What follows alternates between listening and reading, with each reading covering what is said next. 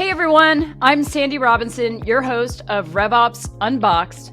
During each episode, we're diving headfirst into conversations with some of the most incredible RevOps leaders out there. Not CEOs, not big flashy executives, not vendors. We're talking to the people who are actually doing the work, the ones leading teams, the ones in the trenches, grinding it out every single day. We're taking things up a notch, getting deeper, having more fun, and as always, keeping it real. Remember our theme, RevOps Unboxed, and today we're unboxing it all. Let's get started. Hey everyone, I'm Sandy Robinson, your host of RevOps Unboxed. I'm here with Ethan Lippman, VP of RevOps at Alkami. Ethan, I am super pumped to have you on the show. We met in Austin a couple of months ago, been trying to get you on here. So thank you so much for joining me today. Yeah, thanks for having me, Sandy. I'm excited to be here. You're an awesome person. Listen to a bunch of your content. So excited to be chatting with you. Awesome. Well, very cool. Well, why don't we start off and you can tell the listeners a little bit about yourself and what you do over at Alkami. For sure. So Alkami is a fintech company, so a financial technology company. The simplest way to explain Alkami is there are about 9,500 FIs, financial institutions, banks, and credit unions in the country. And the vast majority of them are not a mega bank. So like Chase, BOA, Wells Fargo. So the vast majority of them look to Alkami or one of our competitors or a core provider to build and host their online digital banking. So whenever you go into your banking app and you're doing whatever it is you're doing in your banking app, the back end of that, if it is not a mega bank, is Alkami or someone else like us. Not quite as good, but someone else like us. So that's kind of what we do. At Alkami, I am the VP of Revenue Operations. So we're like a lot of companies, really lean in our go-to-market. We put a lot of our emphasis on our engineering, product, and services. So my team consists of a few sales ops folks, Salesforce administrator, sales enablement, and then also consultant relations. I love it. And you hit on enablement. So I know you said you have a lean team, but that's actually, if you think about it, you are covering all the different functions. So tell me a little bit about having enablement as part of revenue operations. I don't think everybody does that. I'm a believer. So give me your thoughts on that. Yeah, there's a few things we do that I think are slightly different, and I'll touch on the enablement piece first. So I love having enablement as part of RevOps, and I love it because typically what happens is enablement will work with sales ops or work with a Salesforce administrator on another team to push things through and get things done. When you're all on the same team and you're all under the same umbrella, it's just so much easier to collaborate and move things to the finish line, right? Also, they're closer to the technology. Typically, enablement isn't as tech savvy as your sales op folks or as your Salesforce administrator, obviously. So having enablement sit under the same umbrella, it just makes us all tighter. They learn, and then they can pass those learnings on to the sales team. So I think it's ultimately more efficient. One other thing we do that's slightly different is how we manage our Salesforce instance. So we have an enterprise applications team that has the majority of the Salesforce and CPQ administrators. Sales RevOps, we have one Salesforce administrator. So anyone in sales or marketing, if we need something done pretty quickly, we work with our Salesforce admin who keeps everything ultimately tracked with that enterprise applications team for things like compliance, etc. But it allows us to move quickly and more efficient. So both those things, having enablement under RevOps closer to sales ops, and then having the administrator, right, the smartest person in the room when it comes to Salesforce functionality, tied to enablement and sales ops, all brings real nice efficiency together. Yeah, that works really great. So I've been in a world where we didn't have the administrator on our team, and that's a challenge, right? And I realize in larger companies there has to be governance, and there's so many systems that touch each other, and so I get that.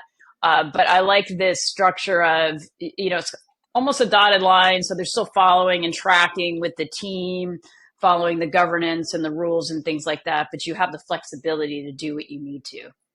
Exactly. She does dotted line into that enterprise applications team. And Sandy, you hit on it with I want to say within my first 6 months at Alkami, we didn't have an Salesforce administrator in RevOps, and I was like pulling my hair out because it's not that that team isn't trying to get things done for sales. They are, but they have an entire company to worry about. Oh, yeah. And they have dozens of systems to worry about. And I'm like, I just need this pick list updated. Yeah. So yeah, finally after enough pick list updates, we pulled in our Salesforce admin.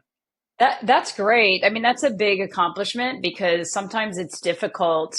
I'm sure there are people listening going, "Oh my gosh, how did Ethan get that done? I'm dying. Like, wish I could get that done." So, how did you approach that internally to be able to get through to the enterprise tech team to say, "Hey, like, hey, this is a need, but we'll play nice. We'll follow your rules." Like, how did you approach that?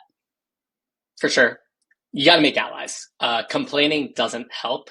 And another thing to keep in mind is our CRO says this a lot, your priorities are your priorities. They're no one else's priorities. So you have to keep hydraulic pressure if you want your priorities to get things done. So the way we ultimately got this done was collaborating with the head of enterprise applications at the time and saying, look, we each want the same thing. We want the company to move more efficiently and smoother while keeping all the systems intact, in place, and clean, and of course, while maintaining compliance. We could go two ways. There could be someone on enterprise applications completely dedicated to sales and marketing. The problem is that's now on your budget. You're paying for that person. Let us take on that cost. We'll take on the cost. That person dotted lines into you. They go to your daily scrums. Every single ticket makes its way onto that enterprise applications Jira board, but this person is dedicated to sales and marketing. I love it. You're appealing to the greed, right? So, yeah, the budget is key at the end of the day. But that's great advice because it's definitely a challenge. And, you know, and like you said, it's not that the broader team doesn't want to help. Right. There are bigger problems to solve. And the other thing is they don't always have the specialization. They don't understand the workflows or the why behind it or, you know, what the best solution is, right? Just because a salesperson wants a pick list doesn't necessarily mean that's the right answer, right? And a really great Salesforce admin or architect that understands the sales process, the marketing process, they're going to come with their own ideas too, right? And say, hey, there might be a better way to implement this. And that's a really good point that you hit on. When Salesforce administration sits in a centralized function, oftentimes for something to get done, either before it reaches the centralized function or after the centralized function in that funnel, somewhere someone in RevOps is giving the blessing and giving the okay, but ultimately kind of acting as like a roadblock, right? Not a roadblock, but a road bump, a speed bump. So by having someone, like you said, knowledgeable with the sales process, knowledgeable with the Salesforce, sits in the same pod as sales ops, it just speeds up that entire process because when the sales team comes forward, asks for the pick list, this person knows the process, knows best practices, knows how to implement, and then knows what to implement.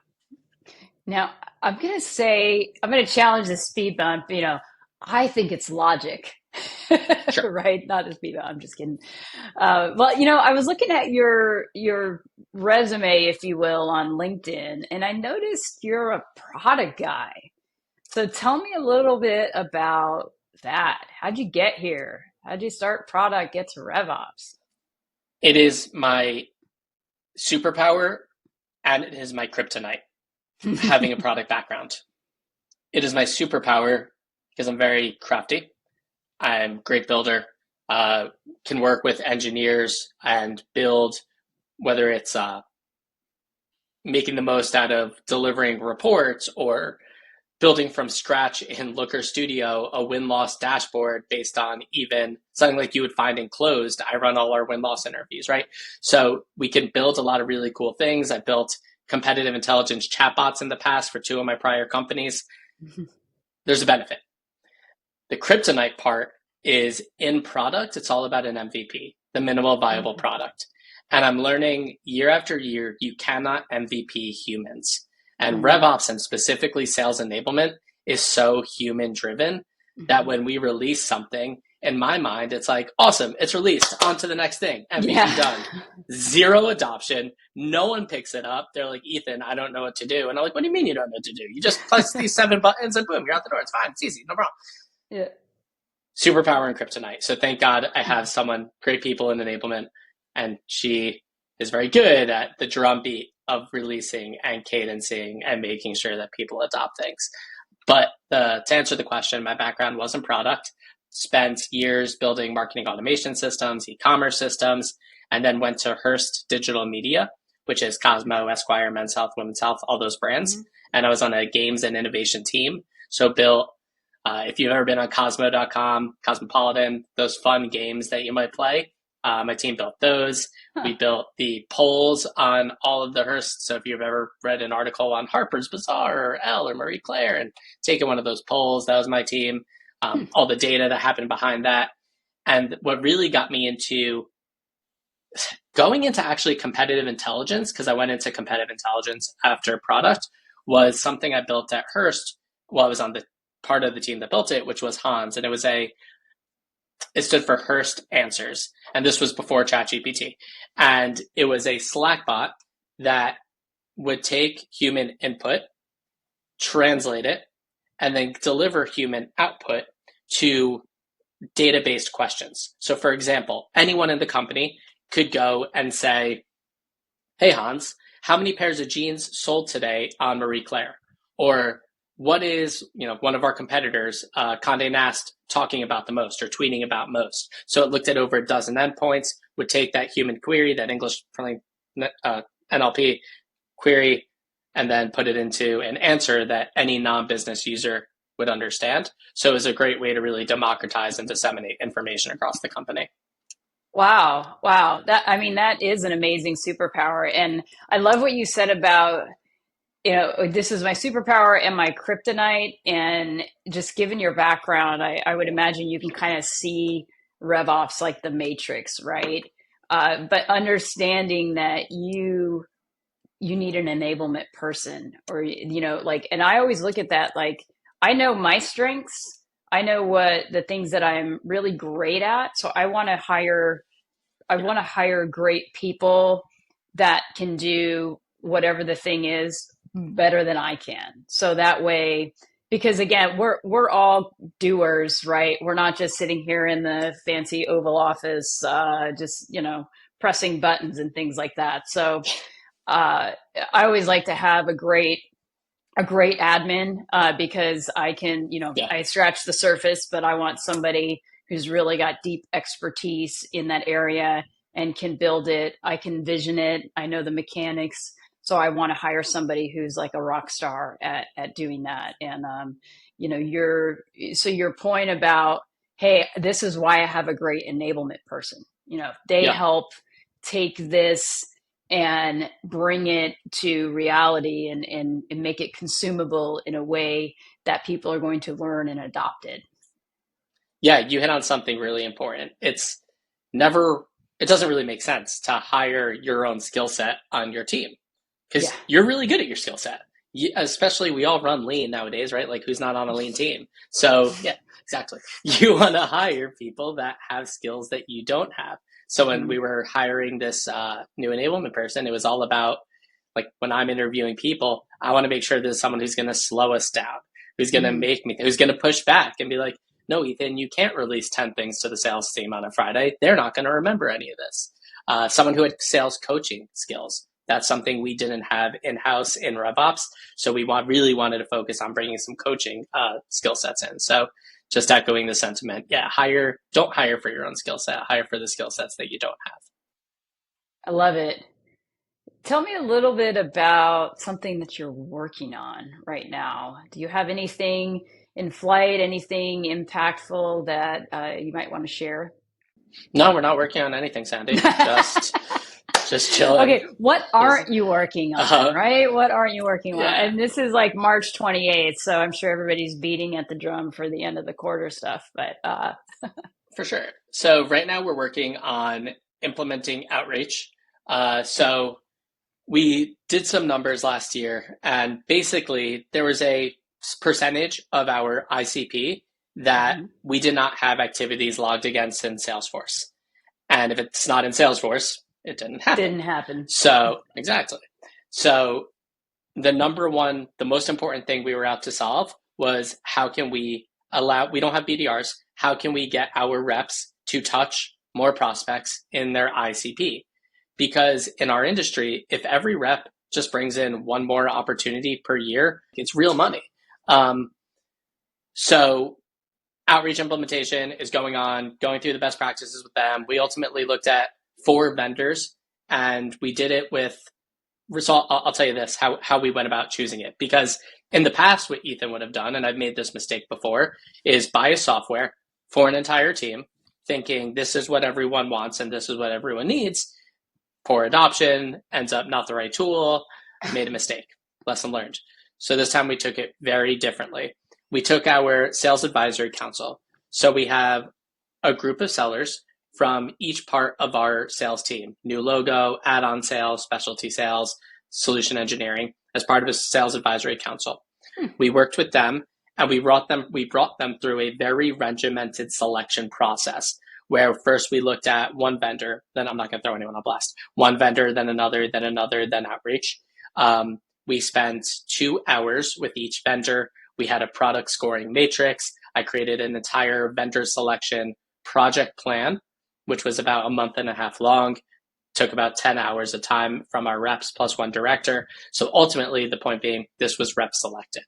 And we also have reps who were coming in knowledgeable about the tool. So that's hopefully really going to help us with this implementation when it comes out. That is so huge. I love getting the reps involved. How many reps are you, like sellers, do you have in total-ish? We are about, call it 50 or so, including no logo, add-on sales, solution engineering, RFP team. Very cool. Okay, so you're able to get a good selection for an advisory council. I love it. I like the idea of having the advisory council, and we all have people that we ask. Like I've got a few, like, hey, check this out on chat or things like that. But I like this idea of having them officially involved, and then they become your subject matter experts. There's your adoption right there. It's not something being pushed down in that kind of thing. So I'm also curious to see how the outreach with Salesforce implementation goes. I used that in the past. I thought it was a great tool, but it didn't. It was a different time. Didn't have the adoption, but it wasn't because of the tool. It was probably the way old Ethan would have done it is how we did it, back then. But no, that's phenomenal. And that's just such great advice. I would love, I don't know if it's something that you'd be willing to share if people reach out or how they can reach out to you, but that type of selection tool and rubric, or what did you call it? A matrix? Yeah, we just had a whole product scoring matrix. Ultimately, we actually I created the top level, like this is what we're trying to solve, right? Mm-hmm. And we looked at 4 products that all had 4 different specialties. The way I saw it is each product had its specialty. So one's specialty might have been call recording, but it also tertiary does drip campaigns. Another one might have been pipeline inspection, but tertiary it does drip campaigns. One was drip campaigns, but tertiary it does call recording, etc. So those are how we kind of chose the 4 products. Put in a score sheet that included a whole bunch of different criteria, and I didn't even have a vote. Totally rep driven. Yeah, I love it. I love it. As you're saying that, I'm guessing the 4 products because I've experienced some of this, and it's interesting because there's this general I want to consolidate tools. So you have some of the big companies out there saying, okay, well, we specialize in call recording, but now we're doing prospecting too. Right. And so it's like, sure, we can do the prospecting too, but is the prospecting too as good as your foundational call recording, right? And then there's the people that, are the opposite, right? They grew up in prospecting and now they're adding on the call recording and the AI, the Gen AI and stuff like that come to be a part of it. So I like how you approached it. You said something really critical, like, what's the problem we're trying to solve? The problem you're trying to solve is more prospecting to generate more opportunities, because I can get you however many million, I forget that you said. So that's the problem to solve. The problem to solve is we're not recording calls today, Right. so those, in addition to those add-ons, if you will, or additional features, potentially could replace others, but that wasn't the primary problem you're trying to solve, which I imagine is why you ended up with Outreach. For sure. I will say their Kaya, their call recording tool, super impressed. The team was really blown away by it. So that was awesome. One other fun thing that we're working on is on the enablement side, on the coaching side. Everyone has a sales methodology. Not going to talk about MedPick. Going to talk about the Jolt Effect. The Jolt Effect is a book that I think I spoke about it at the RevOps group thing we were at together. But what's it called? I'm blanking out. Jolt Effect. That's Matthew Dixon, right? No, the ROA, the Revenue Austin, thank the you. Summit. Yeah. Yes, yes. So Jolt Effect is, I'm not going to call it a methodology. It's not, but it is a way we are working on training sellers. And the idea is 56% of everyone's number one loss reason is no decision, right? That's the number one loss reason across any company. What they found after studying something like 2 million calls, sales calls, is that 56% of the time, no decision is the winner. It's actually because of indecision. So the reason we actually lose deals the most is not no decision, it is indecision, indecisiveness. It is not the fear of missing out, it is the fear of messing up that drives people to stay with their standard system that ain't doing it for them. Right. So Jolt Effect, Jolt Training has been something we've really been working on. The book is phenomenal. Actually, with Outreach, I'll tie it back. We had an amazing sales rep there. And I was on a call with her. I was taking a walk with my dog. And I said something. She said, hey, I don't think we should do this demo. She said, what order do you want to do the demos? I said, I want to do call recording, then drip campaign. She said, I don't think so. I think we should do it the other way around. And here's why. I was like, wow, have you ever heard the Jolt Effect? That was Ready Jolty of you.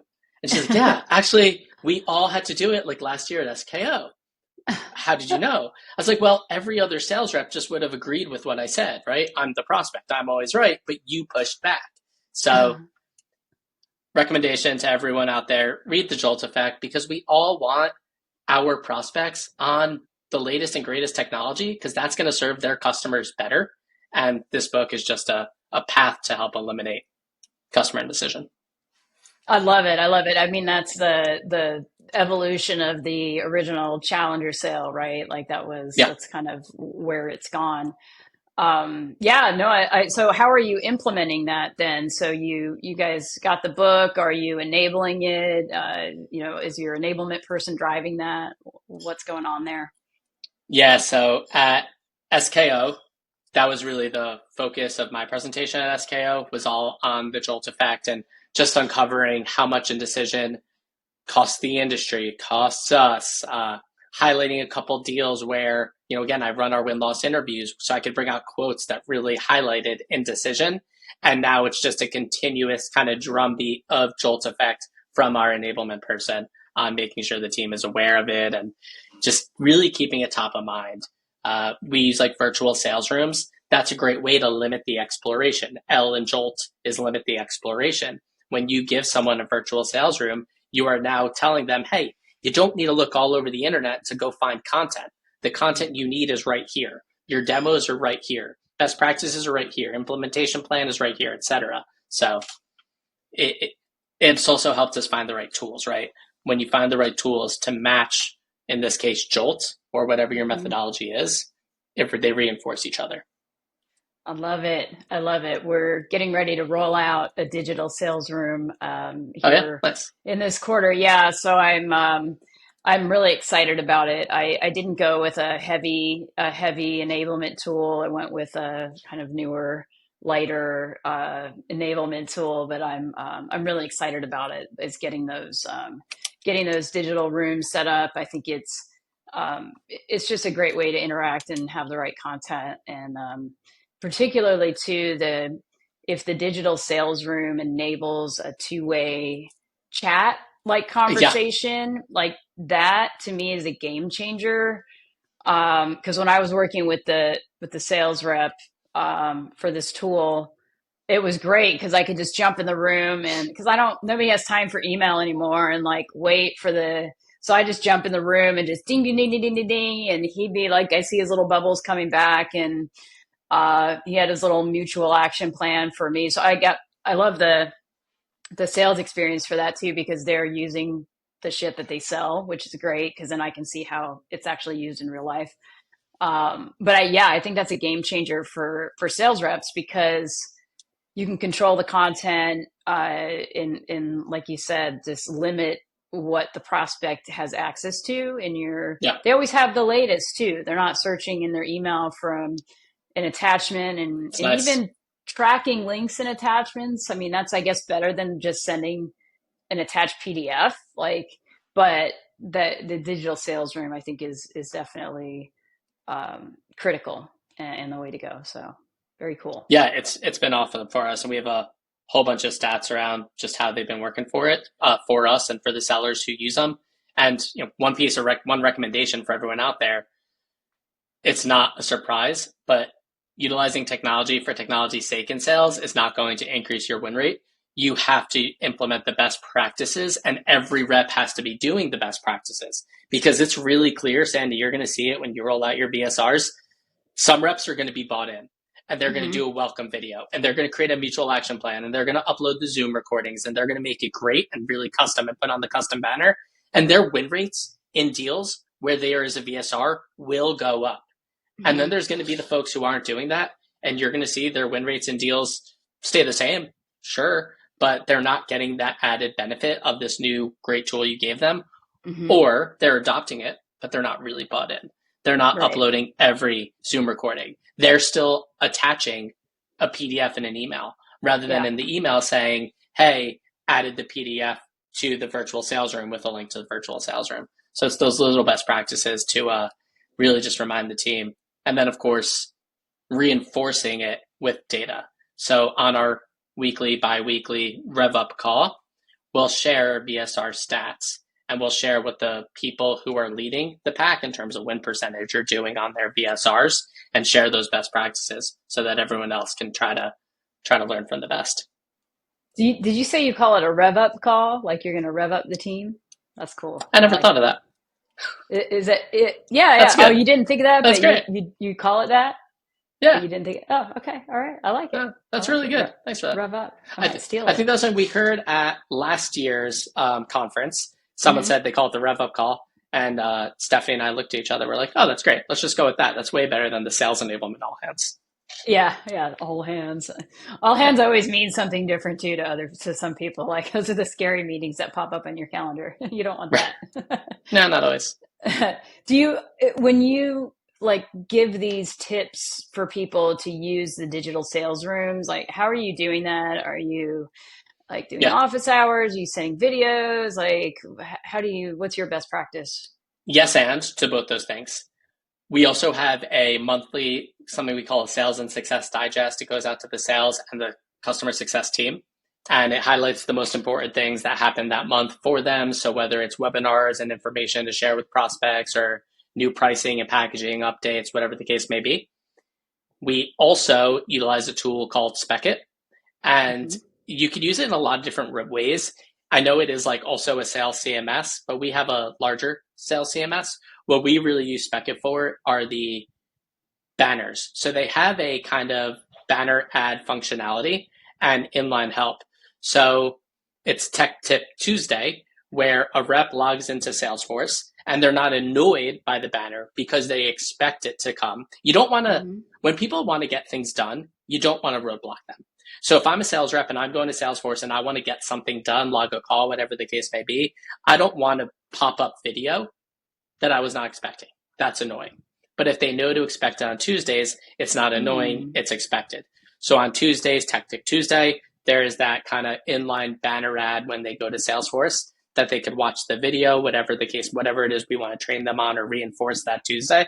And then you could even have a mini kind of test or quiz afterwards. so we could make sure that folks are actually adopting it and looking at the content. I love it because it reinforces to my fundamental belief that like you should live in your CRM, right? So as a head of RevOps, we want to make everything enabled in the CRM, single sign-on. You log in once, all the stuff you need is right there, or you can get to it from there. You know, if it's not possible for it to be right there, that's a really great tip and great share for sure. Do you have any like things that you hang your hat on, like things that you always tell people that they should do if they're in RevOps or they want to be in RevOps that you might be able to share with the listeners? Couple things. What I tell people in RevOps is democratize, disseminate, narrate all the information. In RevOps, you know the pipeline better than anyone else. You know your forecast better than anyone else. You should know your win-loss data better than anyone else.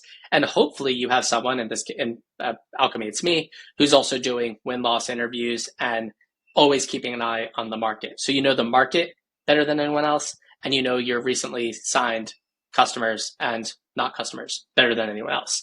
So you have this massive wealth of information in RevOps. It's not doing any good if you just hoard it. You're not helping anybody by that.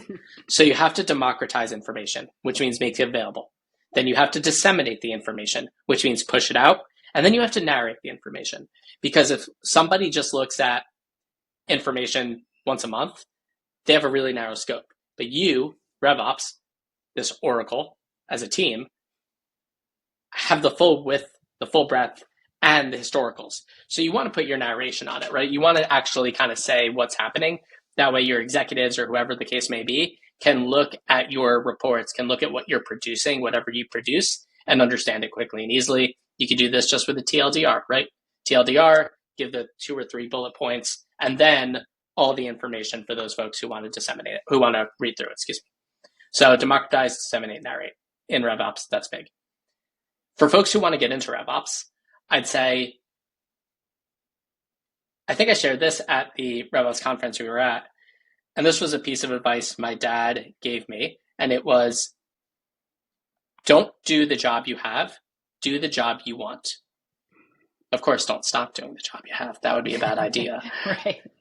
But don't focus on the job you have, do the job you want. So if you want to get into RevOps, start pulling reports, start becoming a master of your pipeline, start knowing your forecast better than anybody, start knowing your pricing and packaging better than anybody, start really understanding your win-loss data.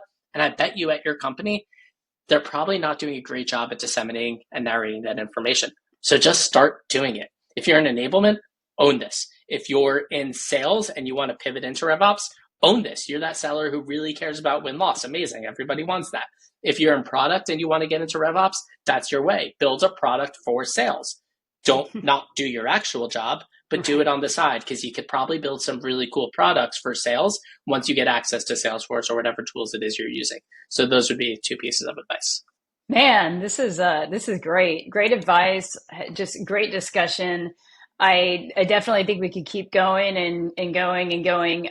But I'm sure we both have meetings at some point. But I really appreciate you taking the time to be on the show and have this discussion. I think you've shared a wealth of information that is going to be so helpful to people.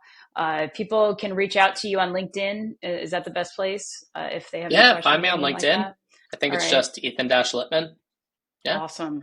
Very cool. Well, thank you so much for your time, Ethan. I appreciate having you, and we will chat soon. I appreciate you, Sandy. Talk to you later. This has been another episode of RevOps Unboxed in partnership with the Revenue Operations Alliance. Until next time, keep unboxing.